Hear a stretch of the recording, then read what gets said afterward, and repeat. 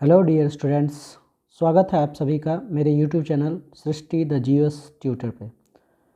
Friends, आज हम लोग पढ़ने जा रहे हैं फिजिक्स का एक बहुत ही इम्पोर्टेंट पार्ट जिसको हम यांत्रिकी के नाम से जानते हैं। इंग्लिश में इसको मैकेनिक्स कहते हैं। फ्रेंड्स, यदि मैं आप लोगों से पूछूं कि किसी ऑब्जेक्ट में यदि गति लानी हो अर्थात मोशन लाना हो तो उसके लिए हमें क्या करना पड़ता है, तो आपका जवाब होगा कि सर उसके लिए हमें उस पर फोर्स अप्लाई करना पड़ता है अर्थात बल अप्लाई करना पड़ता है।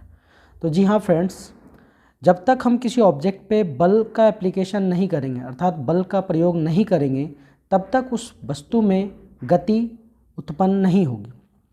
और चूँकि वस्तु में गति उत्पन्न करने के लिए बल का प्रयोग अवश्यंभावी है, इसी कारण से इस पूरे फिनोमेनन को, इस पूरी घटना को फिजिक्स में एक अलग ही चैप्टर में पढ़ने को दिया गया है और इसी चैप्टर को हम यांत्रिकी अर्थात मैकेनिक्स के नाम से जानते हैं।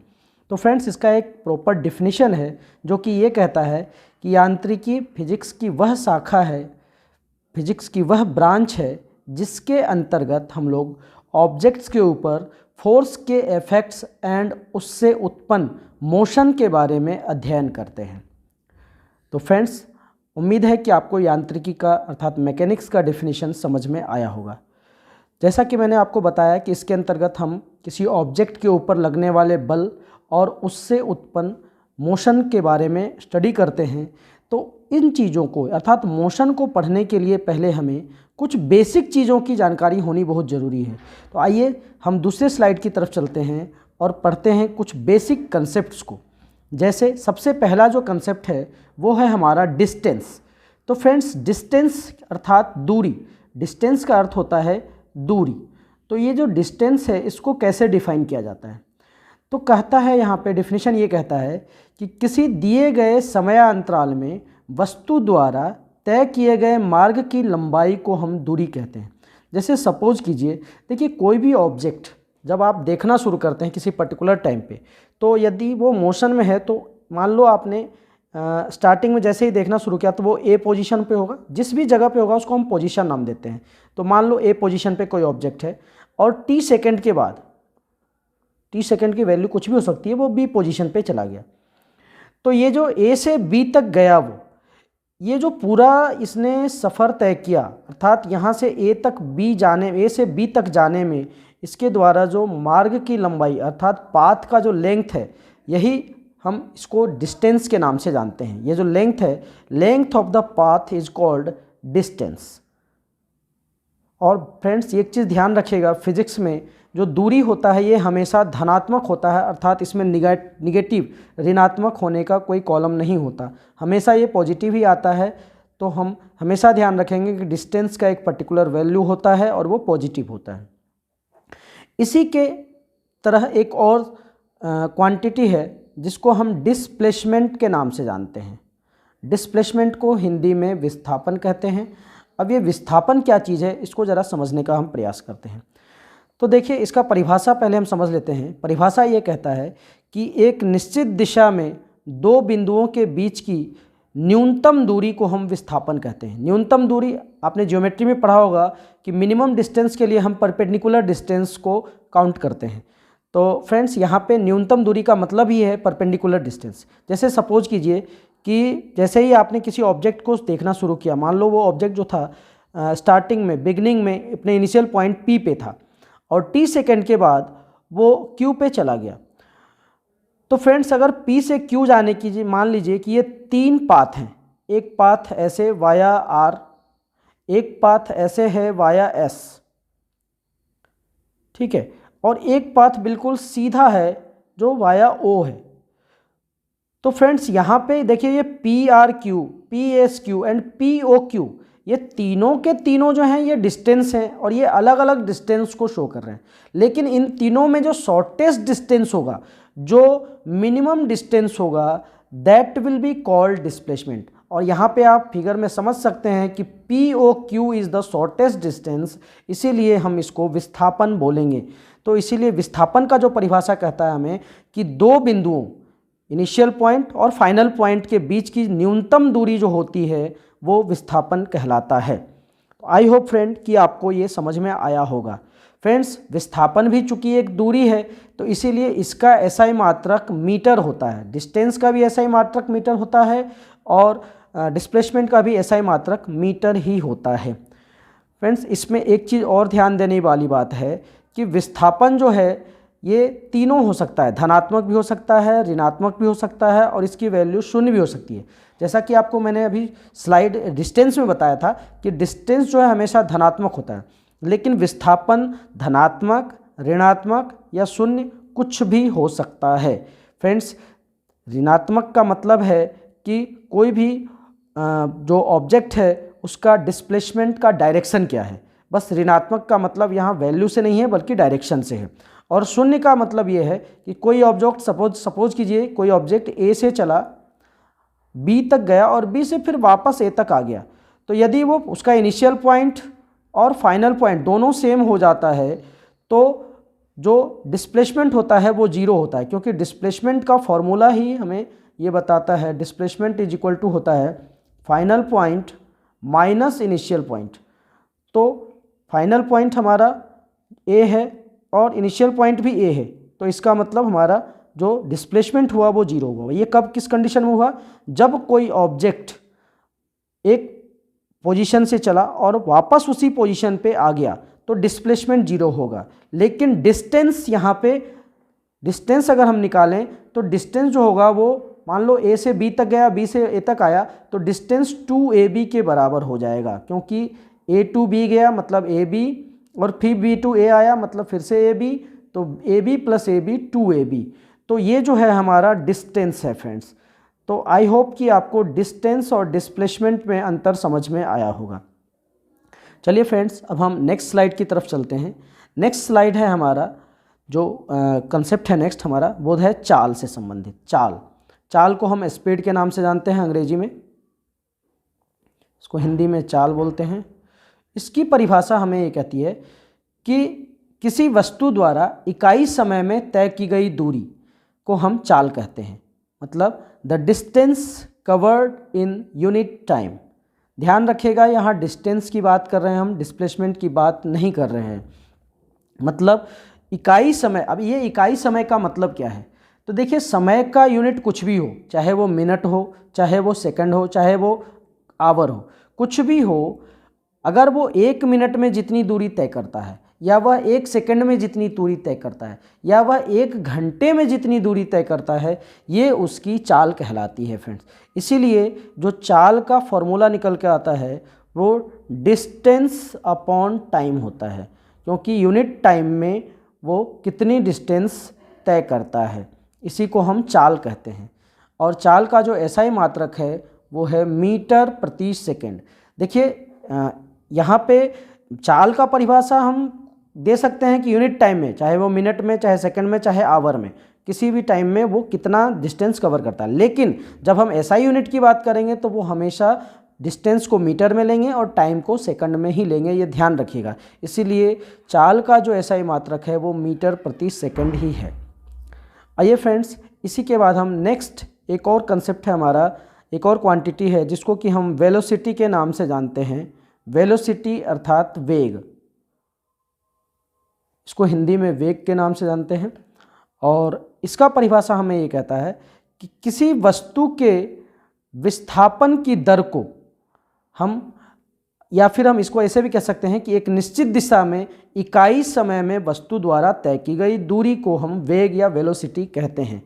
फ्रेंड्स, विस्थापन की दर, जैसा कि मैंने आपको बताया था कि विस्थापन जो होता है वो final point minus initial point होता है, और इसीलिए यहाँ पे जो है velocity is equal to formula बनता है displacement upon time. Displacement upon time, या हम इसी को लिख सकते हैं फाइनल पॉइंट, चूँकि डिस्प्लेसमेंट का फॉर्मूला होता है final point minus initial point divided by time. तो फ्रेंड्स, ये भी बहुत इंपॉर्टेंट फॉर्मूला है डिस्प्लेसमेंट अपॉन टाइम वेलोसिटी का। फ्रेंड्स, वेलोसिटी का परिभाषा, सेकंड परिभाषा में ये कहता है कि एक निश्चित दिशा में इकाई समय में तय की गई दूरी। देखिए यहाँ भी दूरी से संबंधित है, लेकिन इसमें एक डायरेक्शन ऐड कर दिया गया है। अर्थात हमें एक पर्टिकुलर डायरेक्शन बताना पड़ेगा। जैसे अगर मैं बोलूं कि कोई ऑब्जेक्ट 20 मीटर प्रति सेकेंड की स्पीड से चल रही है। देखिए फ्रेंड्स, यहाँ पे मैंने सिर्फ डायरेक्शन, सिर्फ यहाँ पे आपको क्या बताया, मैंने सिर्फ यूनिट बताया 20 मीटर पर सेकेंड, अर्थात मैंने आपको डायरेक्शन नहीं दिया। तो जब मैंने आपको सिर्फ क्वांटिटी बताई और डायरेक्शन नहीं बताया, तो ये जो है हमारा, इसको बोलते हैं स्केलर क्वांटिटी।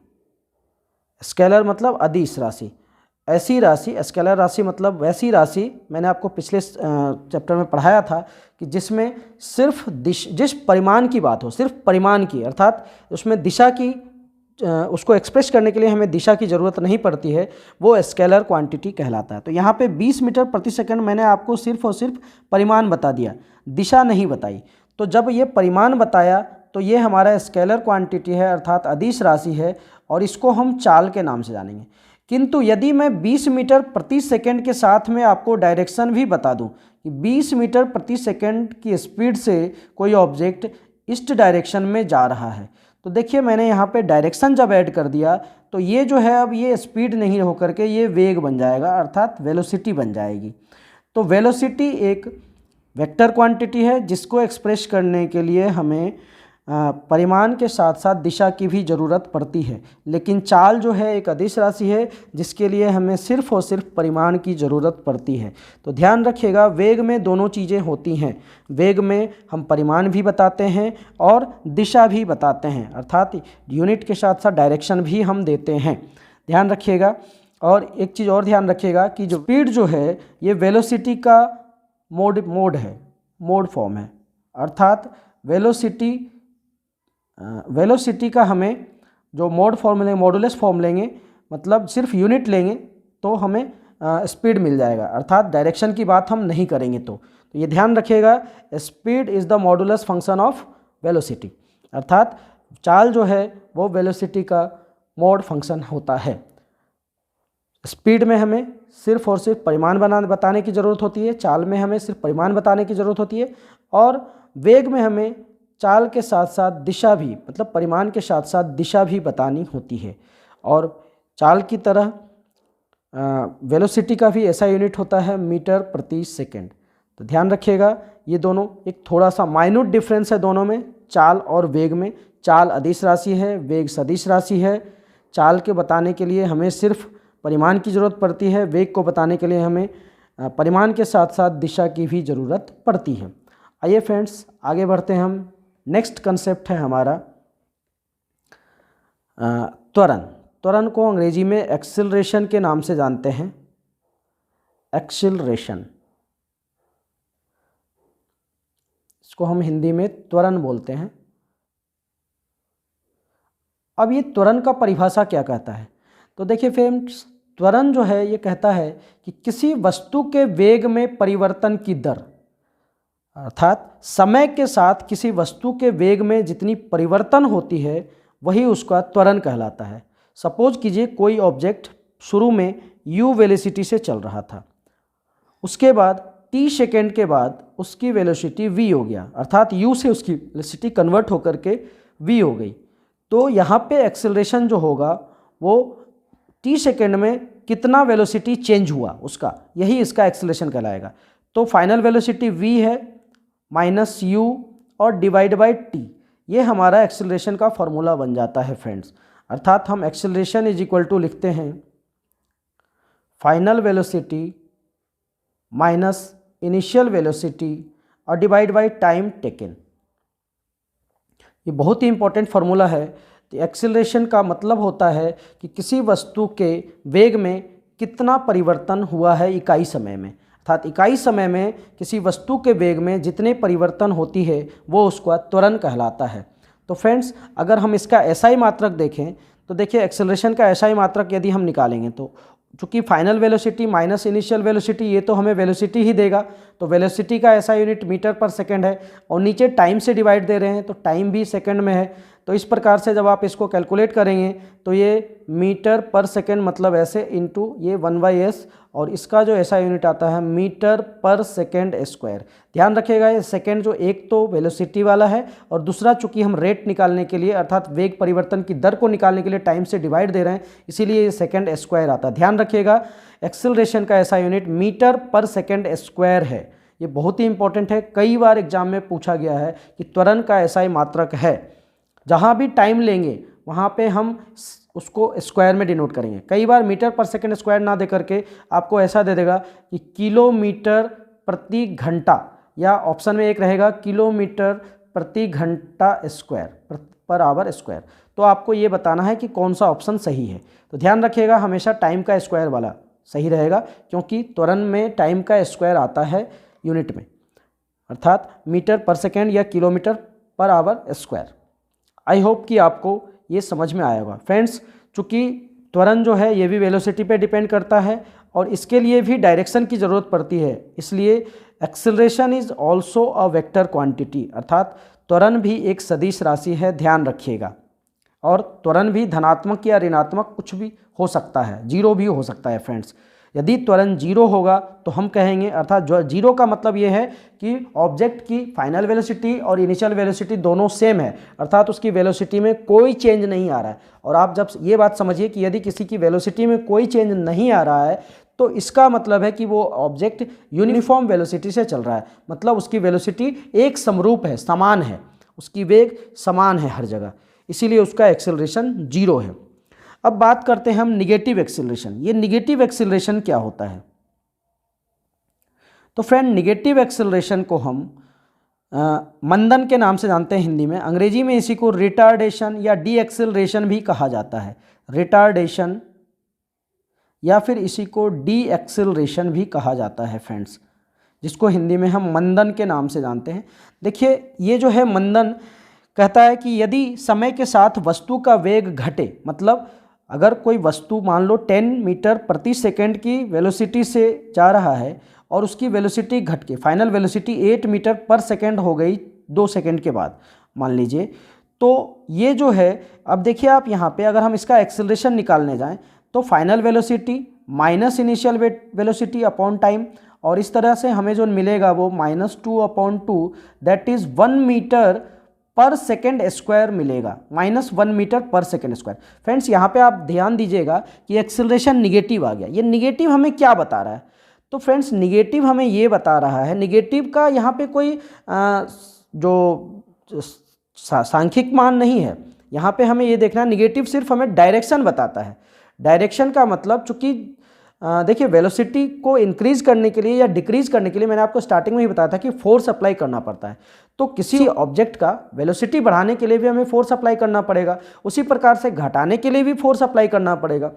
तो जब यहाँ पे चूंकि वेलोसिटी घट रही है, इसका मतलब इस पर फोर्स अप्लाई हो रहा है, और फोर्स जो अप्लाई हो रहा है वो किस डायरेक्शन में हो रहा है? ये वेलोसिटी के अपोजिट डायरेक्शन में। ये निगेटिव साइन हमें ये बताता है कि ये जो फोर्स अप्लाई हो रहा है ये वेलोसिटी के अपोजिट डायरेक्शन में हो रहा है, इसीलिए यहाँ पे साइन जो है ये निगेटिव आया है। आई होप कि आपको ये रिटार्डेशन यानी कि मंदन समझ में आया होगा। फ्रेंड्स, मंदन हमेशा, मंदन का मतलब होता है रिटार्डेशन, ये हमेशा जो है ये वेलोसिटी जब कम होता है, फाइनल वेलोसिटी जब कम होगा तभी होगा, और हमेशा ये तब होगा जब इस पर जो फोर्स जो है वो वेलोसिटी के अपोजिट डायरेक्शन में अप्लाई होता है, अर्थात ये वेलोसिटी को डिक्रीज करता है, इसीलिए जो एक्सेलरेशन है वो निगेटिव आ जाता है, और जिसको हम रिटार्डेशन या डी एक्सेलरेशन के नाम से जानते हैं। आई होप फ्रेंड्स कि आपको मंदन समझ में आया होगा, जिसको हम रिटार्डेशन भी कहते हैं। चलिए फ्रेंड्स, अब हम नेक्स्ट स्लाइड की तरफ चलते हैं, और जैसा कि आपको शुरू में मैंने बताया गति, मोशन, तो मोशन क्या चीज़ है? तो जब कोई वस्तु समय के साथ साथ अपनी स्थिति में परिवर्तन करता है तो उसे हम गति की अवस्था में मानते हैं, अर्थात टाइम के साथ साथ कोई ऑब्जेक्ट अपने पोजीशन में चेंज करता है। यदि कोई ऑब्जेक्ट मान लो ए पोजीशन पे था और 2 सेकंड के बाद वो बी पोजीशन पे चला गया, तो हम ये कहेंगे कि ये जो है ऑब्जेक्ट मोशन में है, अर्थात गति में है। यदि किसी ऑब्जेक्ट के पोजीशन में कोई चेंज नहीं आता है समय के साथ, तो हम उसको रेस्ट में मानते हैं। रेस्ट मतलब उसको हम विरामावस्था में बोलते हैं, अर्थात वस्तु विराम में है। तो फ्रेंड्स ये ध्यान रखिएगा, ऑब्जेक्ट के पोजीशन के अकॉर्डिंग ही हम उसके मोशन या रेस्ट में होने का डिसाइड करते हैं। अब बात करते हैं यूनिफॉर्म मोशन। तो यूनिफॉर्म मोशन जो होता है, जिसको कि हम एक समान गति कहते हैं, तो यदि कोई ऑब्जेक्ट इक्वल टाइम में इक्वल डिस्टेंस कवर करे, मतलब सपोज कीजिए यदि 1 सेकेंड में वो 2 मीटर चलता है तो अगले 1 सेकेंड में भी 2 ही मीटर चले और फिर अगले 1 सेकेंड में ही दो ही मीटर चले। तो यदि वो हर एक सेकेंड में 2-2 मीटर चलता चला जा रहा है, मतलब इक्वल टाइम, कोई ज़रूरी नहीं है 1 सेकेंड, 2 सेकेंड, 3 सेकेंड, मतलब टाइम इक्वल होना चाहिए, इक्वल टाइम में इक्वल डिस्टेंस कवर करे, तो इसको हम यूनिफॉर्म मोशन के नाम से जानते हैं। और यदि कोई ऑब्जेक्ट इक्वल टाइम में अनइक्वल डिस्टेंस कवर करे, मतलब यदि 2 सेकेंड में पहले तो वो 2 मीटर चल जाए और फिर अगले 2 सेकेंड में वो 3 मीटर चला जाए, तो इसको हम बोलेंगे नॉन यूनिफॉर्म मोशन, अर्थात असमान गति। तो ये ध्यान रखिएगा फ्रेंड्स कि गति जो है 2 प्रकार के होते हैं, एक यूनिफॉर्म मोशन और दूसरा non uniform motion. I hope कि आपको ये समझ में आया होगा। चलिए अब हम नेक्स्ट स्लाइड की तरफ चलते हैं, जिसको हम कहते हैं वृत्तीय गति। वृत्तीय गति को अंग्रेजी में सर्कुलर मोशन कहते हैं। अब ये सर्कुलर मोशन क्या कहता है कि जब कोई कण किसी वृत्ताकार मार्ग पर समरूप चाल से गति करे, मतलब कोई कण मान लो यहाँ पे जैसे कि घड़ी की सुई मान लो यहाँ से चलती है और वो हमेशा आप देखेंगे 24 घंटे में वो एक समरूप चाल से ही चलती चली जाती है और एक वृत्ताकार मार्ग को वो फॉलो करती है। तो इस प्रकार के ऑब्जेक्ट को या इस प्रकार के गति को, जब कोई भी ऑब्जेक्ट एक समरूप चाल से वृत्ताकार मार्ग पर गति करती है तो इसको हम बोलते हैं समरूप वृत्तीय गति, अर्थात यूनिफॉर्म सर्कुलर मोशन। मतलब उसकी वेलोसिटी जो है, चूँकि वो इक्वल टाइम में इक्वल डिस्टेंस ही कवर करती है, इसीलिए इसको यूनिफॉर्म सर्कुलर मोशन कहा जाता है। मतलब यदि कोई ऑब्जेक्ट किसी पॉइंट के चारों तरफ चक्कर लगाए तो उसको हम सर्कुलर मोशन कहते हैं, ये ध्यान रखिएगा। आइए फ्रेंड्स आगे बढ़ते हैं अब हम बात करते हैं कोणीय वेग। कोणीय वेग को हम अंग्रेजी में एंगुलर वेलोसिटी के नाम से जानते हैं। अब ये एंगुलर वेलोसिटी क्या है, इसका डेफिनेशन क्या कहता है, ज़रा ध्यान से समझिएगा। कह रहा है कि किसी वृत्ताकार पथ पर गतिशील कण को केंद्र से मिलाने वाली रेखा 1 सेकंड में जितने कोण से घूम जाती है उसे उस कण का कोणीय वेग कहते हैं। देखिए मान लीजिए कि ये एक वृत्ताकार पथ है, इस पर कोई चींटी ये घूम रही है और मान लीजिए इस वृत्ताकार पथ का केंद्र जो है ये O है। तो इस O से अगर इस चींटी की पोजीशन को मैं मिलाऊं तो ये जो रेखा बनी, ये रेखा 1 सेकंड में जितने कोण से ये घूम जाए, अगर चींटी इधर मूव कर रही है, इधर चल रही है इस डायरेक्शन में, तो ये 1 सेकंड में यहाँ कोण जितना बना, इस केंद्र पे जितने डिग्री का कोण बना, ठीक है, इसको हम बोलते हैं उस कण का कोणीय वेग। ध्यान रखिएगा, मतलब इस चींटी का कोणीय वेग इकाई समय में जितना कोण बनाएगा वो उसका कोणीय वेग कहलाएगा। ठीक है, अगर सपोज कीजिए कि यदि ये चींटी t सेकंड में थीटा कोण से घूम जाती है तो कोणीय वेग, जिसको कि हम ओमेगा से डिनोट करते हैं, इसको हम बोलते हैं, इसका फॉर्मूला हो जाता है थीटा डिवाइडेड बाई टी। मतलब 1 सेकंड में, चूंकि t सेकंड में थीटा कोण से घूमा तो 1 सेकंड में थीटा बाई टी से घूमेगा वो, और इसीलिए ये जो है इस चींटी का या इस कण का कोणीय वेग कहलाएगा, एंगुलर वेलोसिटी। आई होप कि आपको ये एंगुलर वेलोसिटी समझ में आया होगा। फ्रेंड्स इसको हम लैटिन शब्द ओमेगा बोलते हैं, ओमेगा पढ़ते हैं। और कोणीय वेग और रेखीय वेग में एक संबंध होता है फ्रेंड्स, ध्यान रखिएगा। कोणीय वेग तो आपको पता चल गया कि ये जो रेखा है कण को केंद्र से मिलाने वाली रेखा इकाई समय में जितने कोण से घूम जाती है वो उसका कोणीय वेग कहलाता है। और रेखीय वेग होता है कि वो जो है एक सरल रेखा पर जो अगर उसकी वेलोसिटी है वही उसकी रेखीय वेग कहलाती है। तो ये मान लीजिए यदि v हो उसका सीधा सीधा, तो उस v और इस ओमेगा में रिलेशन होता है v is equal to omega R, omega into R. ध्यान रखिएगा कोणीय वेग और रेखीय वेग में यही संबंध है, v is equal to omega R. R जो है वो वृत्तीय पथ की त्रिज्या, ये ध्यान रखिएगा वृत्तीय पथ की त्रिज्या है। आई होप कि आपको ये कोणीय वेग समझ में आया होगा। चलिए फ्रेंड्स, अब हमने ये गति के कुछ जो थे हमारे बेसिक चीज़ें थी, जो बेसिक मूलभूत चीज़ें होती हैं, कंसेप्ट जो होते हैं, उसके बारे में समझा। अब हम बात करते हैं, चूँकि गति का जो नियम है वो सर्वप्रथम दिया था गैलीलियो ने। जी हाँ फ्रेंड्स, आपको आश्चर्य होगा जानकर कि न्यूटन का गति का नियम हम लोग पढ़ते हैं, लेकिन सर्वप्रथम जो गति का नियम दिए थे, इन्होंने बताया था नियम के बारे में, वो गैलीलियो ने बताया था। और ये अभी कुछ दिन पहले ही बीपीएससी के एग्ज़ाम में ये क्वेश्चन आया भी था कि सर्वप्रथम गति के नियम के बारे में किन्होंने बताया था हमें, तो ध्यान रखिएगा, ये हमें बताया था गैलीलियो ने। और न्यूटन ने उन्हीं नियमों को आगे चलकर अपनी बुक प्रिंसिपिया में 1687 ईस्वी में प्रतिपादित किया, उसको और आगे बढ़ाया उन्होंने, उन्हीं के रिसर्च को, गैलीलियो के रिसर्च को, ध्यान रखिएगा। तो सर्वप्रथम गति के नियम जो है देने वाले साइंटिस्ट थे गैलीलियो। उसके बाद 1687 में न्यूटन का गति का नियम आया बुक प्रिंसिपिया में। तो ये बहुत इंपॉर्टेंट क्वेश्चन है, दोनों ये प्रिंसिपिया बुक भी ध्यान रखिएगा। और सर्वप्रथम गति का नियम देने वाले साइंटिस्ट का नाम गैलीलियो था, गैलीलियो, मैं यहाँ लिख दे रहा हूँ, गैलीलियो। आइए आगे बढ़ते हैं और हम सर्वप्रथम पढ़ते हैं अब Newton's first law of motion, जिसको हम न्यूटन के गति का प्रथम नियम कहते हैं। चूँकि देखिए, आपको अभी मैंने बताया कि गति लाने के लिए, किसी भी ऑब्जेक्ट को गति में परिवर्तन के लिए या गति लाने के लिए हमें बल की ज़रूरत पड़ती है। बिना बल के उसमें गति नहीं आएगा, उस पर फोर्स लगाना पड़ेगा। तो न्यूटन ने सबसे पहला नियम यही दिया था। उन्होंने हमें बताया कि कोई भी वस्तु अपनी अवस्था को बनाए रखना चाहती है, अर्थात अगर कोई वस्तु विराम में है, रेस्ट में है, या वह मोशन में है, तो वह चाहेगा कि वह अपनी अवस्था को बनाए रखे, वह अपनी अवस्था में परिवर्तन का विरोध करता है। अगर उस पर कोई भी फोर्स लगाया जाए, मतलब Newton's first law of motion कहता है कि कोई वस्तु विराम की अवस्था में है तो वह विराम की अवस्था में ही रहेगी, और यदि वह गति की अवस्था में है तो गति की अवस्था में ही रहेगी, जब तक कि उस पर कोई बाह्य बल लगाकर उसकी अवस्था में परिवर्तन ना किया जाए। मतलब गति में परिवर्तन लाने के लिए या उसकी किसी वस्तु की अवस्था में परिवर्तन लाने के लिए हमें उस पर बाह्य फोर्स लगाना पड़ेगा। अर्थात हम कह सकते हैं कि फोर्स एक एक्सटर्नल फैक्टर है जो वस्तु के अवस्था में परिवर्तन लाता है। सभी वस्तुएं अपनी प्रारंभिक अवस्था को बनाए रखना चाहती है, ध्यान रखिएगा फ्रेंड्स। तो वस्तुओं के इसी प्रारंभिक अवस्था को न्यूटन ने एक नाम दिया, जिसको बोला जाता है जड़त्व, और इसको अंग्रेजी में इनर्शिया के नाम से जानते हैं।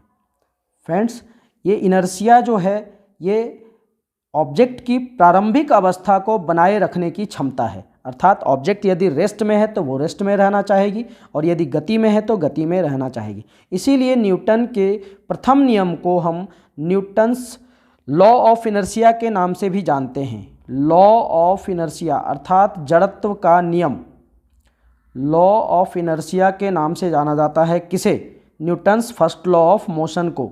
ध्यान रखिएगा, जड़त्व का नियम, क्योंकि उन्होंने बताया कि कोई भी ऑब्जेक्ट, कोई भी वस्तु अपनी प्रारंभिक अवस्था को या अपनी वर्तमान अवस्था को बनाए रखना चाहती है, चाहे वह विराम में हो, चाहे वह गति में हो, तब तक जब तक कि उस पर कोई बाह्य बल लगाकर उसमें परिवर्तन ना किया जाए। चलिए फ्रेंड्स, आगे बढ़ते हैं।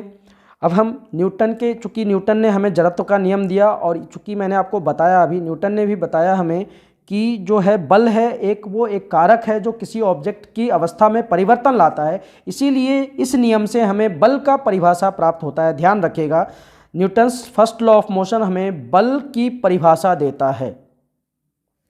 बल की परिभाषा अर्थात ये जो जड़त्व का नियम है हमें बल की परिभाषा, डेफिनेशन ऑफ फोर्स देता है। डेफिनेशन ऑफ फोर्स, और ये फोर्स का डेफिनेशन क्या है? ये हमें ये बताता है कि बल वह बाह्य कारक है, वह एक्सटर्नल फैक्टर है जिसके द्वारा किसी वस्तु की विराम अवस्था अथवा गति की अवस्था में परिवर्तन किया जाता है। अर्थात किसी वस्तु पर बल लगाकर हम उसके अवस्था में परिवर्तन, चाहे वह विराम की अवस्था में हो चाहे गति की अवस्था में हो, हम उसमें परिवर्तन ला सकते हैं। इसीलिए प्रथम नियम हमें बल की परिभाषा देता है। ये ध्यान रखिएगा, कई बार ये क्वेश्चन आ चुका है कि न्यूटन का कौन सा नियम बल की परिभाषा देता है। तो ध्यान रखिएगा, न्यूटन का फर्स्ट लॉ हमें बल की परिभाषा देता है, जिसे जड़त्व का नियम भी कहते हैं। फ्रेंड्स, अब ये जड़त्व का नियम जो है, आपने इसका एग्जाम्पल बहुत सारा देखा होगा अपने डे टू डे लाइफ में। इसके कुछ एग्जाम्पल मैं आपको यहाँ बताता हूँ। जैसे आपने देखा होगा कि जब कोई रुकी हुई गाड़ी अचानक से चल पड़ती है तो उसमें बैठा हुआ यात्री जो है वो पीछे की ओर झुक जाता है। इसके पीछे कारण क्या है?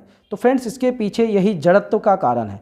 जैसे देखिए फ्रेंड्स, कह रहा है कि कोई गाड़ी रुकी हुई है, मान लीजिए ये कोई कार है, ये कार है कोई, और इसमें कोई बंदा बैठा हुआ है ये, और ये बंदा जो बैठा हुआ है ये अभी विराम में है। अचानक से अगर ये कार चलने लगे इस डायरेक्शन में, तो क्या होगा कि ये जो इसका नीचे का जो पार्ट है अर्थात पैर, जो कि गाड़ी के टच में है, क्योंकि गाड़ी अचानक से चली है तो ये पैर भी मोशन में आ जाएगा सतत, लेकिन ऊपर का जो सिर है इसका और हाथ है, ये जो पूरा पार्ट है ये चूँकि ऊपर रेस्ट में है, तो रेस्ट में होने की वजह से ये अपनी अवस्था को, रेस्ट की अवस्था को बनाए रखना चाहेगा, और ये नीचे वाला पैर गति में आ गया, तो इस वजह से ये व्यक्ति पीछे की ओर झुक जाएगा।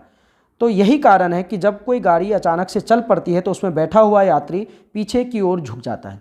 सेम कंडीशन होती है जब कोई चलती हुई गाड़ी अचानक से रुक जाती है तो उसमें बैठा हुआ यात्री आगे की ओर झुक जाता है। कैसे? जैसे सपोज कीजिए कोई गाड़ी है, मान लीजिए ये कोई बस है, और इस बस में कुछ यात्री बैठे हैं, ये बस चल रही है इस डायरेक्शन में। अगर बस चल रही है तो इसका मतलब यात्री भी चल रहे हैं साथ में उसमें। अचानक से बस ने ब्रेक लिया, तो बस ने ब्रेक लिया तो ये जो बस यात्री का जो पैर है, चूँकि वो बस के टच में है, तो वो अचानक से रेस्ट में आएगा, लेकिन ऊपर का जो सिर है ये तो गति में रहेगा ना, चूँकि वो अपनी अवस्था को बनाए रखना चाहेगा। तो इस वजह से क्या होता है कि जैसे ही बस ब्रेक लेती है तो पैर तो रेस्ट में आ जाता है, लेकिन सिर मोशन में रहता है, इस वजह से व्यक्ति आगे की ओर झुक जाता है। और यही कारण है कि चलती हुई गाड़ी के अचानक रुकने पर उसमें बैठे यात्री आगे की ओर झुक जाते हैं। इसका एक और एग्जाम्पल आपने देखा होगा कि कंबल को हम हाथ से पकड़कर जब डंडे से पीटते हैं तो उसमें जो है धूल कण है वो झड़कर गिर पड़ते हैं। कारण क्या होता है कि जब हम डंडे से कंबल को पीटते हैं तो कंबल तो मोशन में आ जाता है, किंतु धूल कण जो है अपनी रेस्ट की पोजीशन में अर्थात विरामावस्था में बना रहना चाहता है, और इस कारण से वो कंबल से अलग हो जाता है और झड़कर नीचे गिर पड़ते हैं।